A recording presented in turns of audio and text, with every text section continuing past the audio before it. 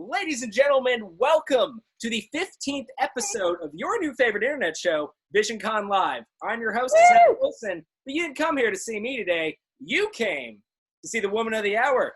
She voices Nurse Joy from Pokémon, Mai Valentine from Yugioh, Shizune from Naruto, Rangiku from Bleach, just to name a few. She's a voice acting legend with a skill set larger than my student loan debt. Ladies and gentlemen, please help me welcome the one, the only, Megan Hollingshead. Megan, how you doing today? Wow, very well, thank you. That is quite an introduction. You may come with me everywhere. Thank you very much. Hey, I aim to please. I try to make them fun too, but Megan, thank you so much. This goes without saying, but thank you so much for being on the show. And thank you so much. I'm so happy to be here. Well, you know, it's a bit more of a lax show than usual, especially since those of us who are in the Midwest right now are really all over. It is just hot as all get out.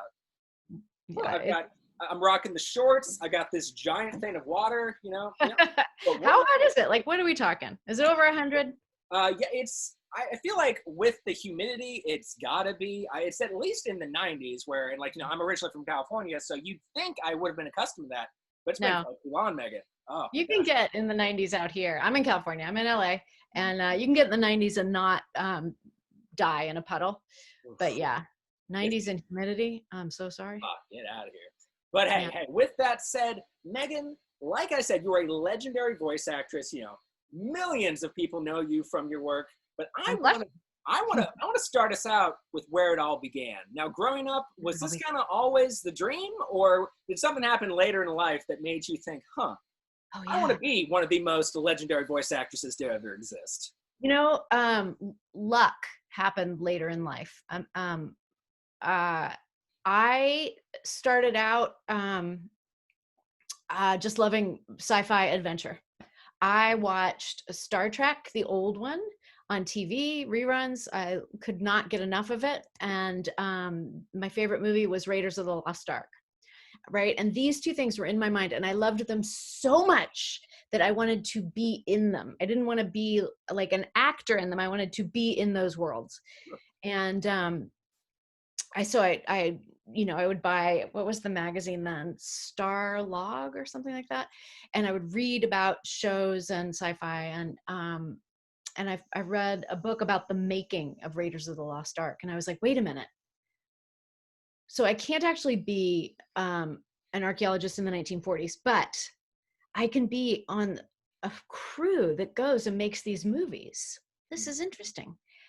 And so I got more and more interested in that. I told my mom, I'm going to make movies when I grow up. And she's like, well, then go join the theater department at school. And I was like, oh, well, that's not really what I'm going to do.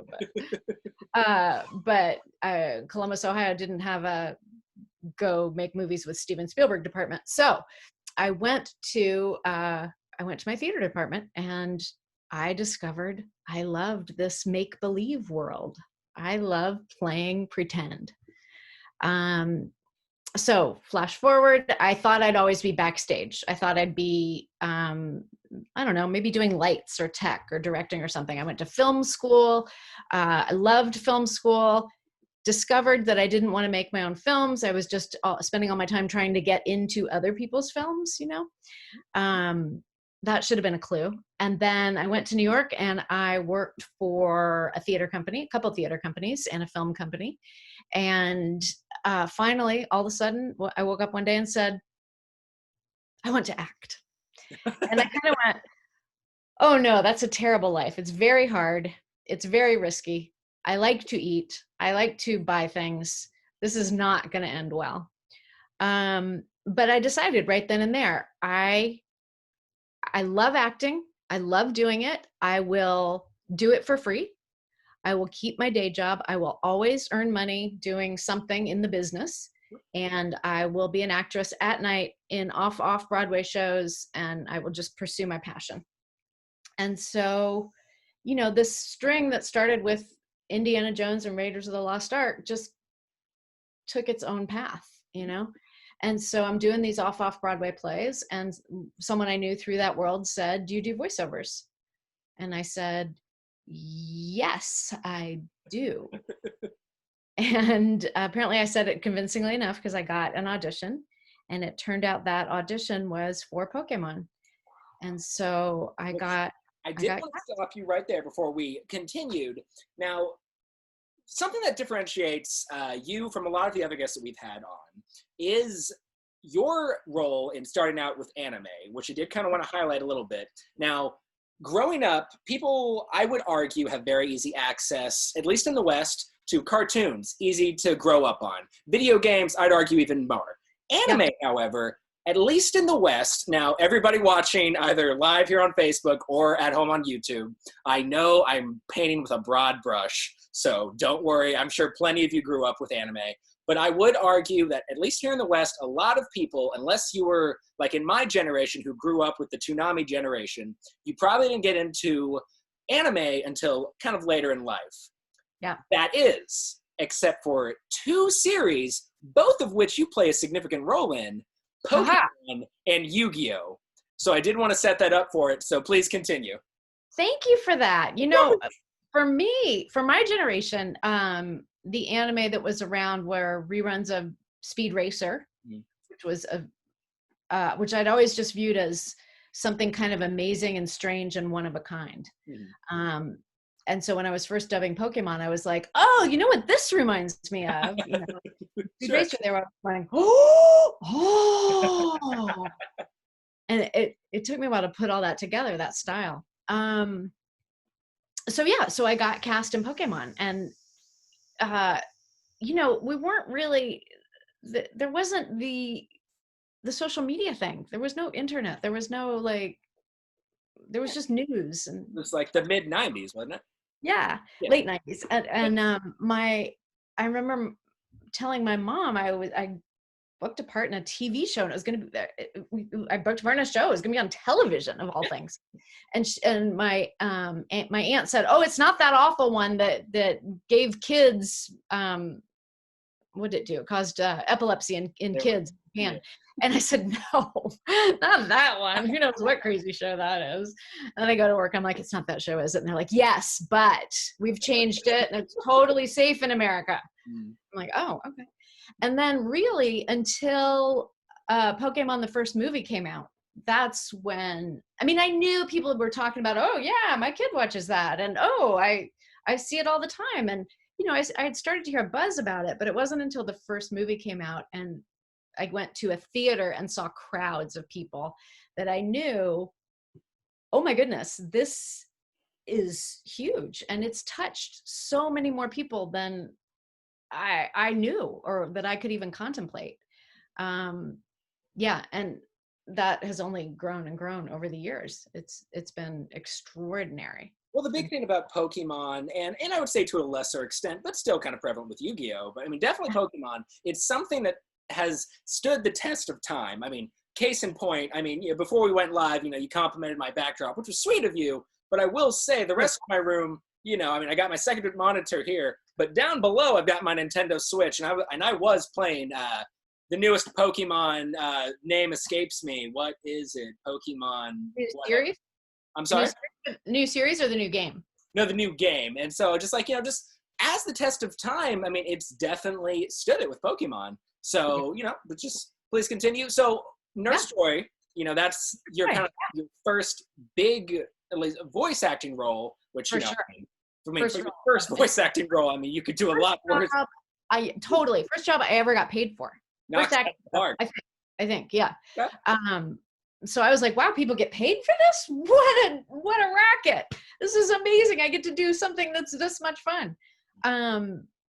So yeah, I got that. And then that was for a company called 4Kids, and 4Kids was crazy for anime. They were just like, feed us anime. We will give you American voices. And so what was completely amazing was that I would get to go to work and be Nurse Joy, and then they'd say, can you be do you have a little boy's voice? And I was like, I don't know. And before I even said I don't know, they'd be like, you make it a little rough and you make it a little high pitched, and here's someone else doing it, just listen and see what you can do. And I'd be like, okay, yes, I got that. And I remember one of the funniest was there was a show called Ultimate Muscle. They had like 10 different titles, and they said, okay, your ultimate muscles, Swiss, German, I don't know what. You're his aunt, and you sound like Arnold Schwarzenegger. Go. And I was like, I don't really do it. Just, whatever you can come up with, just do. I'm like, Arnold, okay. I'd never seen a Terminator movie, but I guess it worked out okay. I mean, so it was just so good. It was better than any improv class. Whatever they needed, I was lucky enough to just step in and do. Mm-hmm. So at that point, you're making a name for yourself. You already knocked it out of the park with Nurse Joy. So the next character I do want to talk a little bit about, and one that I kind of have a connection with, is Mai Valentine from Yugioh. Look at now. This is everybody watching at home. This is my deck. Don't think I'm too impressive. I had been playing for years. I maybe won 3 games. So don't give me too much credit. But Yu-Gi-Oh! Was, like I said earlier, I mean, both Pokemon and Yu-Gi-Oh! I think were a lot of people who didn't grow up, in the Toonami generation. It was a lot of people's access, at least in the West, to anime. And, granted Yu-Gi-Oh! And to an extent, Pokemon, they were tied to external products. But, I mean, they still made phenomenal animes. So how did you nail Mai Valentine, which is largely regarded as one of the best characters in that show? Wow. I have largely regarded her as one of the best characters, but, I'm biased. Well, sure. I don't remember if I had to audition or not. I had done Cassidy in Pokemon, who has kind of a similar vibe. Cassidy is more theatrical and a little more fakey, but she's kind of the arch villainous sound, which Mai Valentine is definitely not an arch villainous, but she's in that range of the woman who is very sure of herself, very confident. A femme fatale is how I've always kind of seen her. Yeah, much better. She's the femme fatale. And so I don't know if just knowing, if just the people at 4Kids knowing that I could swim in that sea just cast me, or if I did actually audition, but I don't think I did. I gotta ask the guys. I've been talking to some of the Yu-Gi-Oh guys about how did we do this and how did that happen. Sure. Yeah, but I don't remember. I was just lucky enough to get her, and I loved her more than Baby Jesus. I was just so happy to work on Mai Valentine. I was like, oh, she is amazing. Yeah. Just such an empowering and progressive woman who obviously starting out we all I mean, she was framed as like a possible antagonist, but quickly became just one of the team with Yugi and Joey, and so it was just like a very yes, she was a femme fatale, clearly. I mean, that's always kind of how she was framed to be, but she definitely had an overarching, like, a character arc that rivals, in my opinion, Kaiba himself. I know I'll get flack about that in the comments, but nice. Whatever. I like it. We're going strong. The world is your oyster, Megan. Kind of, what was your next, big break in your opinion from there? Then I quit. No. I actually did make the decision to move to Los Angeles because, okay, so now it gets slightly more boring, people. It's called show business, not show, right? There's a business side to this. Fair. And these were the best roles I have ever had. They didn't pay the rent.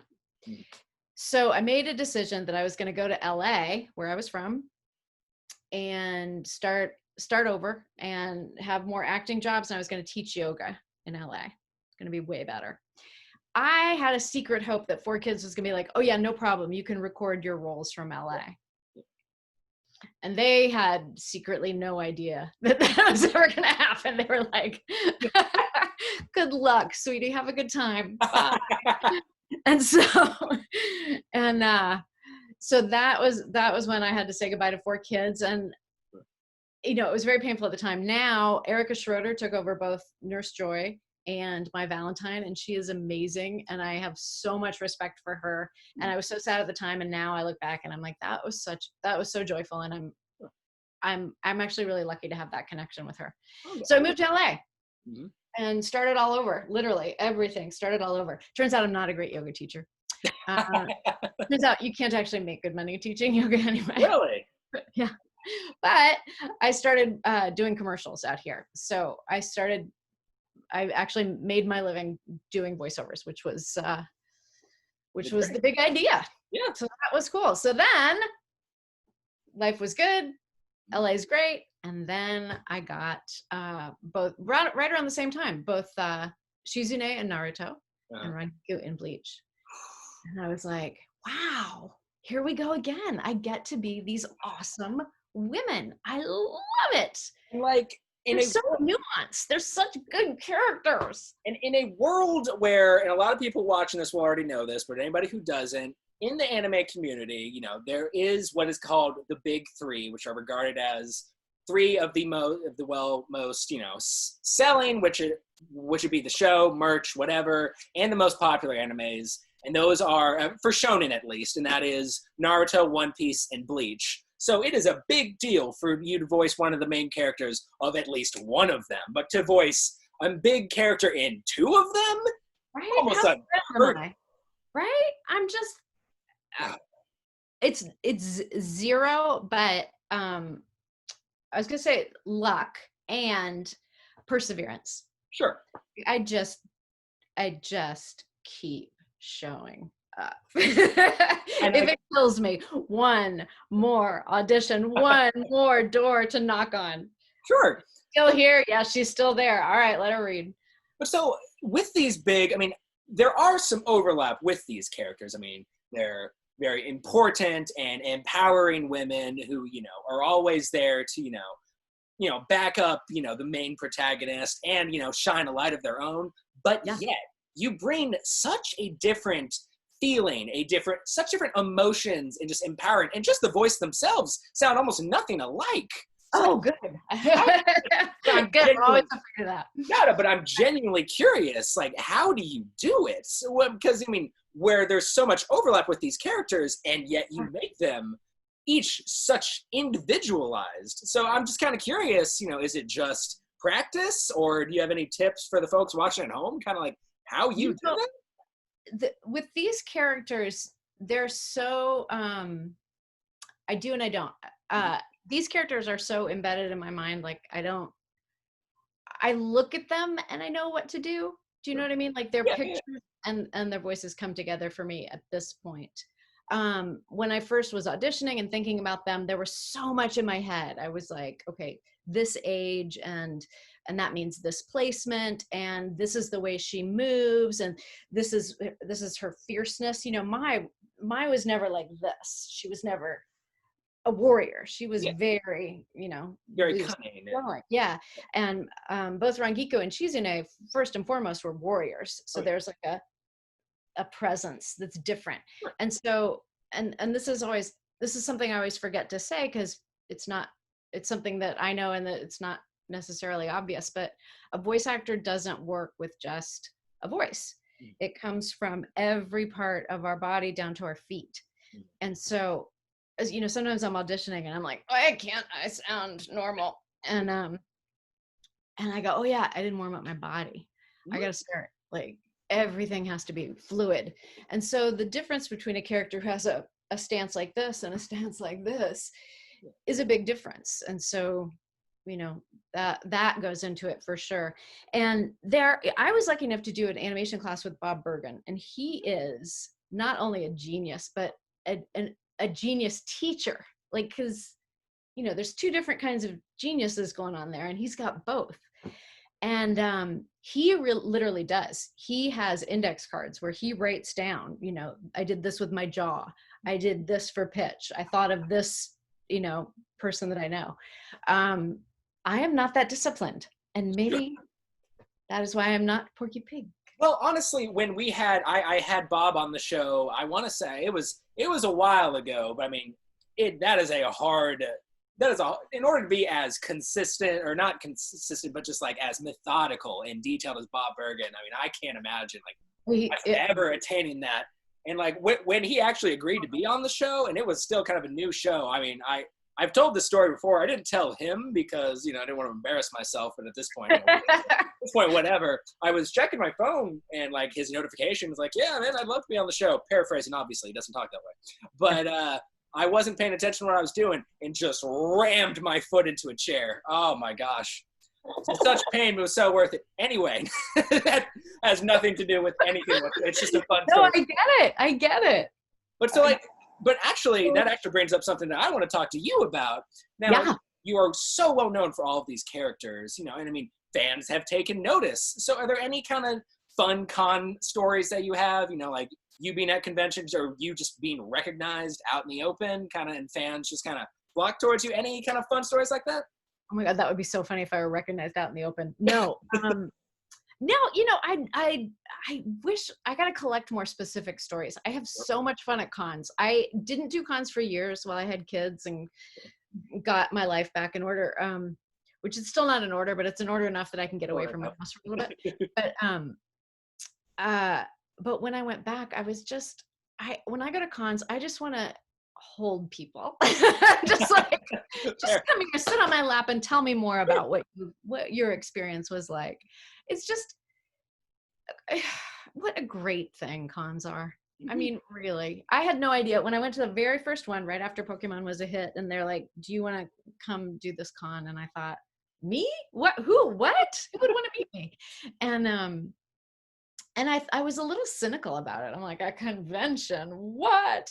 And as soon as I got there, I was like, oh, of course, a convention. This is so much fun. Like, it was just the warmest, silliest, goofiest, like most, I don't know. You guys have been there. How do you describe a con? There's nothing more sincere. I think that's what keeps catching me off guard, that there's no cynicism. It's just silliness and goodness and nice people.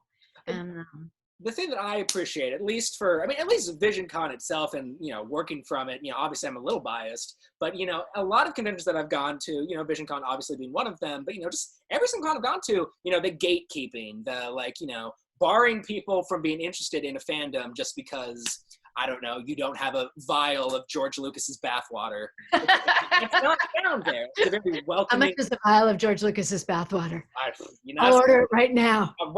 That's got to be in at least the 6 digits, but there's none of that. It's a very open and very fun, loving experience. And so, you know, as a celebrity that goes there, I mean, you get, you know, revenue from autographs and stuff like that, but they're actually here to see you because you embody these characters that they have connected with. And, you know, some fans take it a little too far with what they, you know, that's why we have, you know, security and whatnot. But, you know, I've never had an awkward exchange. And granted, I still haven't been to a ton of cons, but I've never had an uncomfortable exchange. And I get it. Like I was sharing about Raiders of the Lost Ark. If Steven Spielberg and Harrison Ford had come to do a convention, oh my God, I would have been standing there speechless, you know, trying to think of something to say. Sure. You know, I wouldn't have been nearly as articulate or interesting as the people I meet. Sure. Well, I mean, I don't believe you, to be fair, like, because you're a very interesting and well put together person yourself. But yeah, but that's because we're talking about me.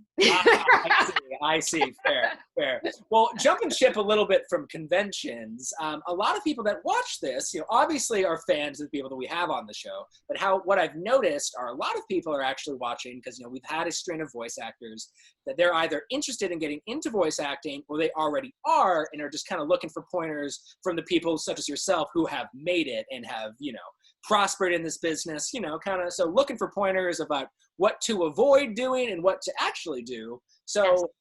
I'm going to get to that, but before we do that, I do want to take a little bit of a sidebar, guys, real quick. And if you are watching live here on Facebook, if you'll look into the live chat, my co-employee at Visioncon, Marissa Pence, the wind beneath my sails, has posted a lot of great links that are attached to Megan Hollingshead, that we're going to get to in a minute, kind of towards the end. But if you're watching on YouTube later, after this has been posted, they're going to be in the description below. Just wanted to make sure you guys knew that those were there if you don't already. So my next question is, how do you kind of deal with rejection? Now, let me preface this. Rejection is prevalent in life no matter what you do. However, in the entertainment industry, in acting, I would argue that is probably more prevalent than in most industries. So how do you, somebody who has cultivated such a successful career, kind of deal with, rejection? And if there are any tips for the young bucks that are trying to get into this industry, for them to kind of, when it inevitably happens? Oh, it's so brutal. The number one tip, I mean, the best thing is to just get used to it. Like, there's no other way to get through it. It's like heartbreak. Like, oh, son, you're going to start dating. You're going to get your heart broken. Like, how do you prepare for that? Like, it just is going to happen. But if one can develop a separation from who I am inside, who I really am, versus someone auditioning for something, right? Which means not taking it personally. And it doesn't work all the time. It's just, I sometimes just have to tell myself that, even though I feel it, just talk the talk. But yeah, when I moved to LA and got an actual agent to book commercials and animation, I thought, well, now I've done it. I will now go have auditions and get jobs that pay me millions of dollars, obviously. And so I kept going to auditions and not booking anything. And I thought, well, this is weird. This is not how I imagined things would go down. And I was talking to one of the directors in the booth, and I said, I really haven't booked anything. And he looked at me like I was crazy. And he was like, well, if you're lucky, you might get 1 out of 100. Woo. And I thought, oh, that's what we're talking about. Now I get it. And he was kind of right. That's what it's been for the work that comes through my agents. It's about 1 out of 100. And so most of them, I just fire off, they're not, I don't even let them stick, I just do auditions, and it's great practice. And then every now and then, like one of them, I'm like, I'm so right for this job. I should get it. It would really pay a lot of money. We'd be set. We'd pay our rent and kids could go to school. And then I don't get it. And I'm like, I couldn't watch Inside Out for a long time because I had a callback for the voice match for Amy Poehler, which is not like a voice match. You might get to go in once or twice, but it's a good session fee. And I mean, I talk about money. I talk about these things because this is the job. It's it's a little vulgar to be like, wait, I really wish I got a fee for that. But this is the life. Again, it's show business, not show. But yeah, so sometimes it hurts, and I just say, hey, there's nothing you could do. You did your best, or maybe you didn't do your best. Maybe you didn't show up that day. But it's what happened.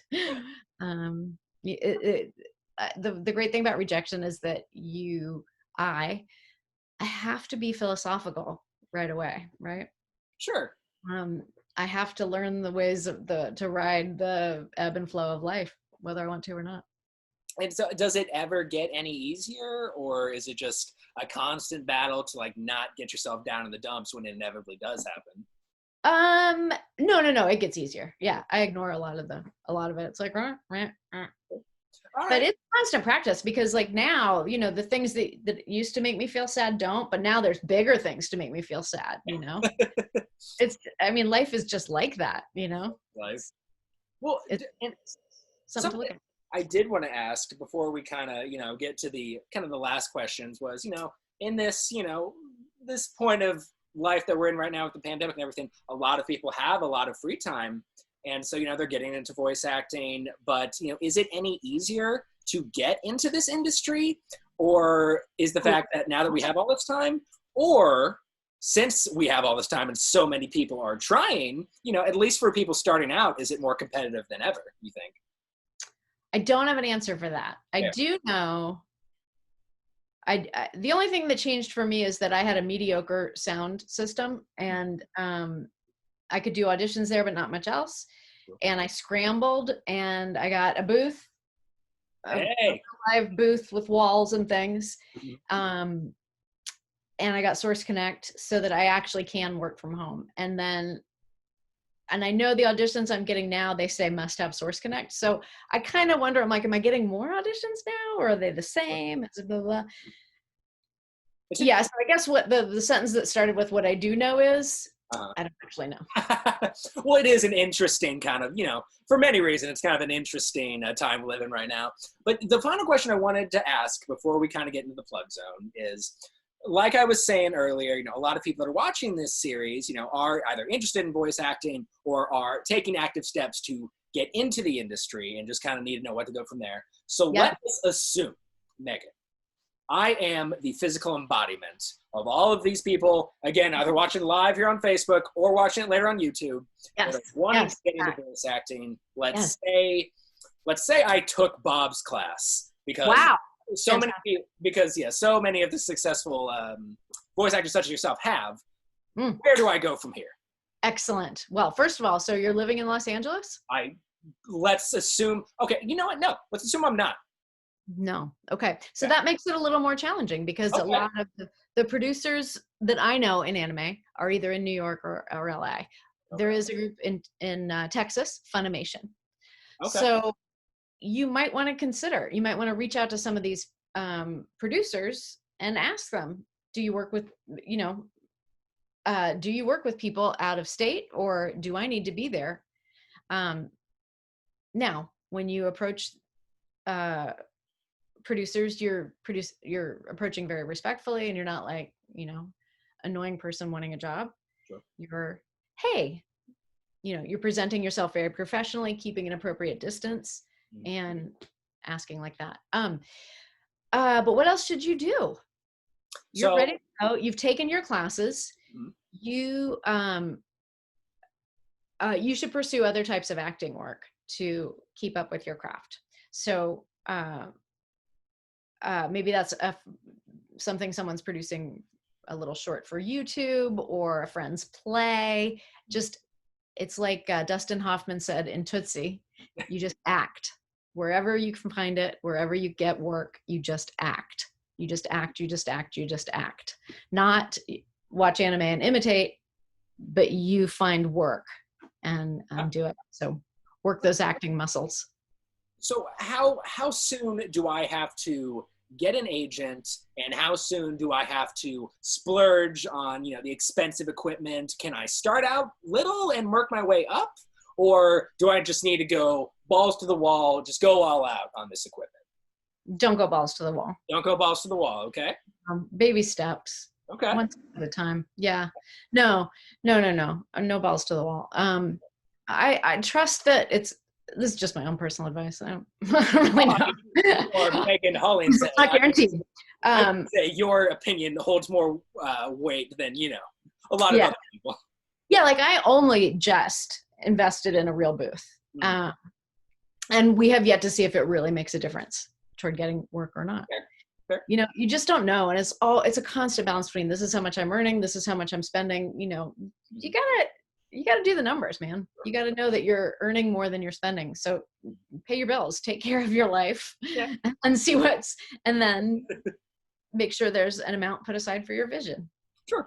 And then now an agent. Now, would you recommend, so we're going up to the top, maybe I've gotten, one or two sizable gigs.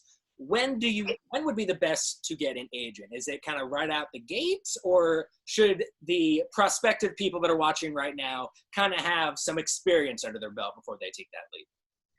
I would say, everybody's going to try to get an agent right away. It can't hurt. Sure. But the way that you're going to get, it's that weird thing. You can't get an agent unless you have a good job, and it's hard to get a good job without an agent. So it's just doing that dance for a while, and something will break somewhere. One or the other will eventually go. For me, it was Pokemon. I got into Pokemon, but even then I couldn't get an agent in New York. No one would touch me. And then finally in LA, a friend of a friend who wasn't even with that agent recommended me, and she called me back, and it was a miracle, you know? So you just don't know. You just don't know when. You just keep putting stuff out, putting stuff out, putting stuff out. Right. All right. Well, I do have, I already said that was the last question for the plug zone, but I'm a liar. I have one more. You're a big liar. That's okay. Big liar. Megan, your large, roster of characters that you have voiced throughout the years, is, like I said, massive.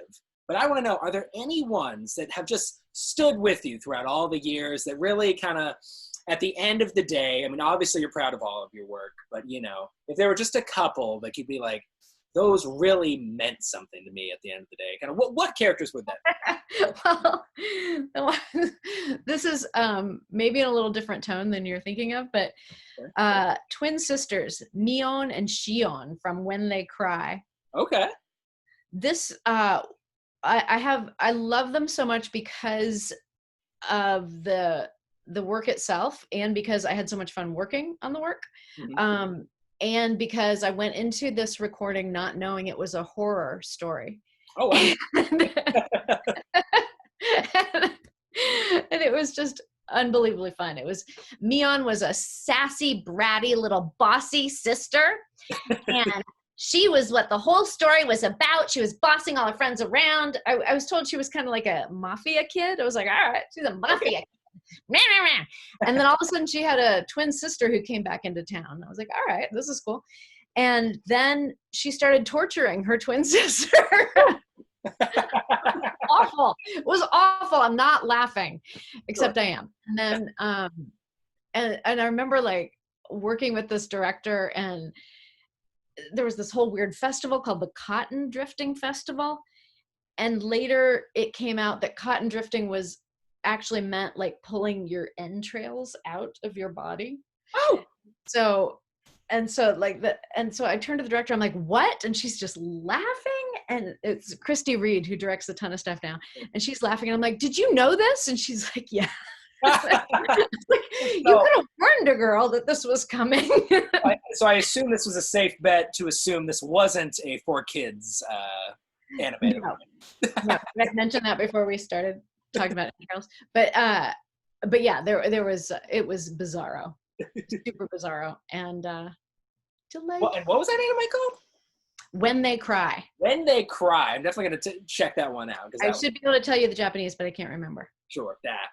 But okay, so those twins. Were there any other ones that kind of just at the end of the day, just ones you happily kind of hang your hat on?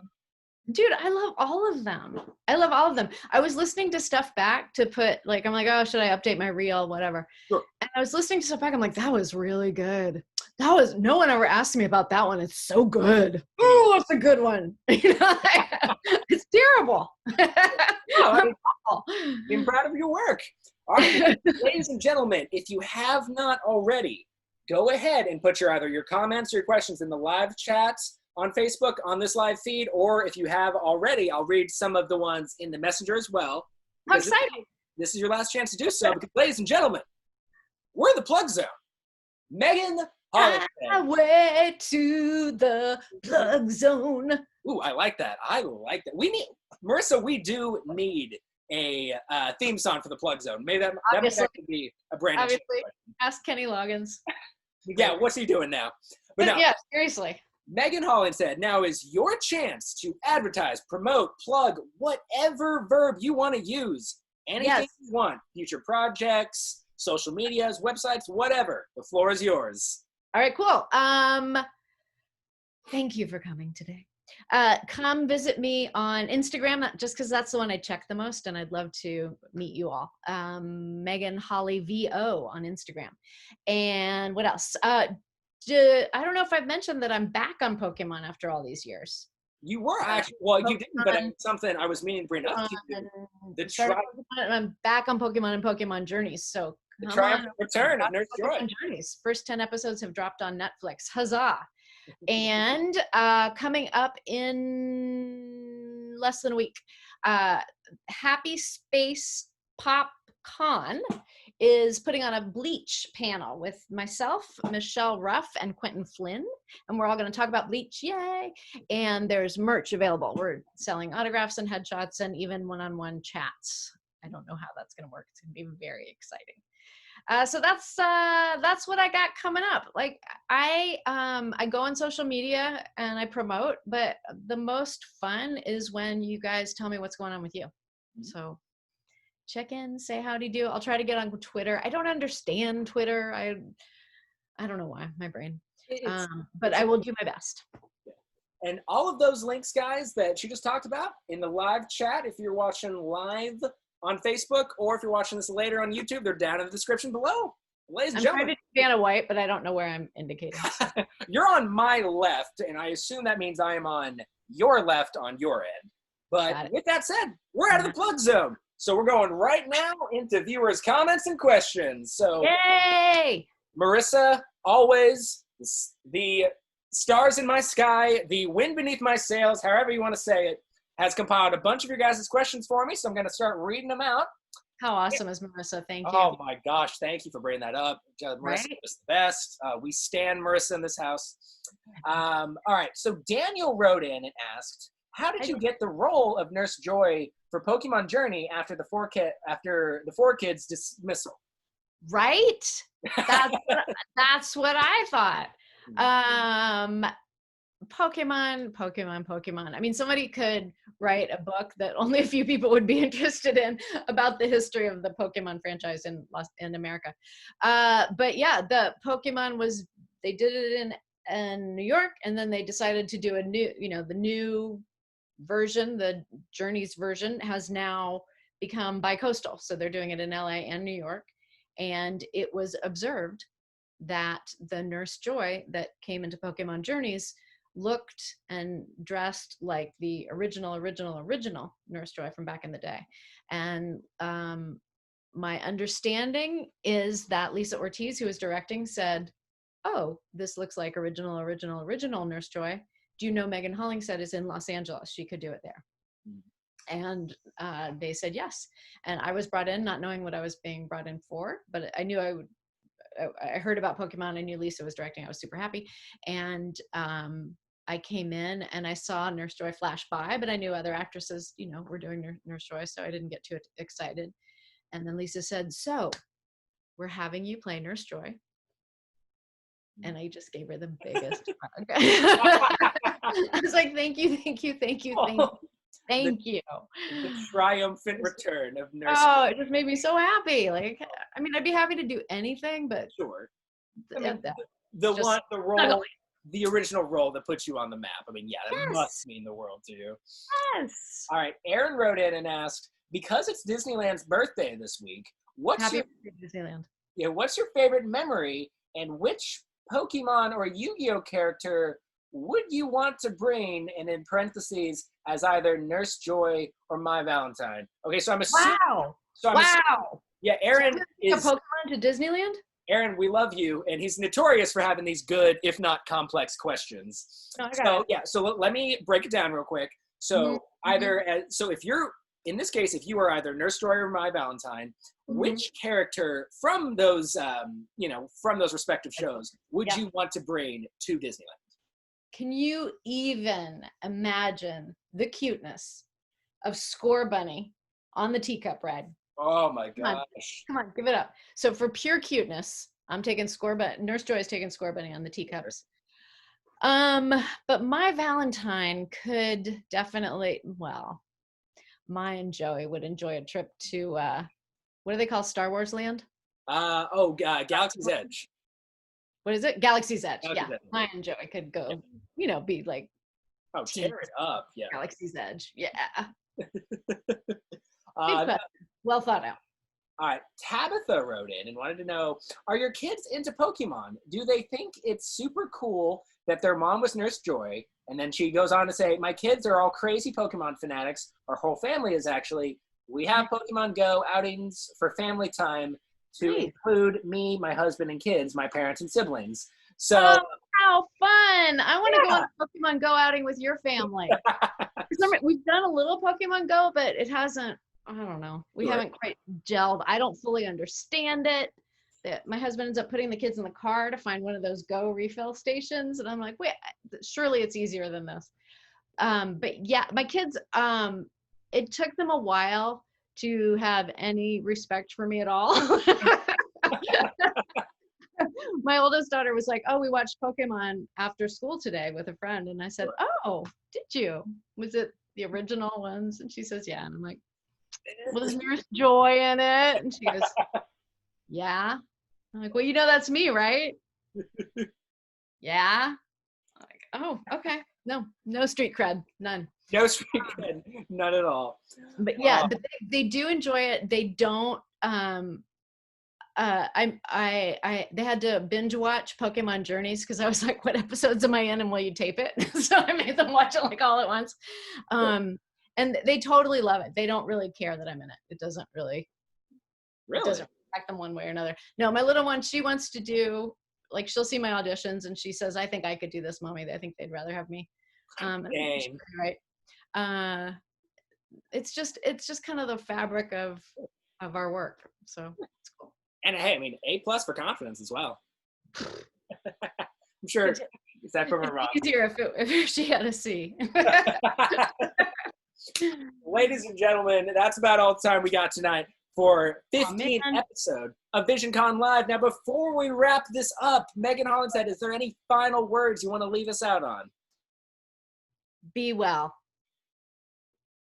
Is that that's as profound as it gets at dinner time? In today's climate, that's all you really need. Ladies and gentlemen, this has been episode 15 of Visioncon Live. Make sure to tune in tomorrow for episode 16 of Visioncon Live with my special guest, Tom Gibbous, voice of Shikamaru from Naruto, and a plethora of characters. Awesome! Right? I'm coming back. I'm coming back as a watcher. Yes, excellent. This has been so much fun.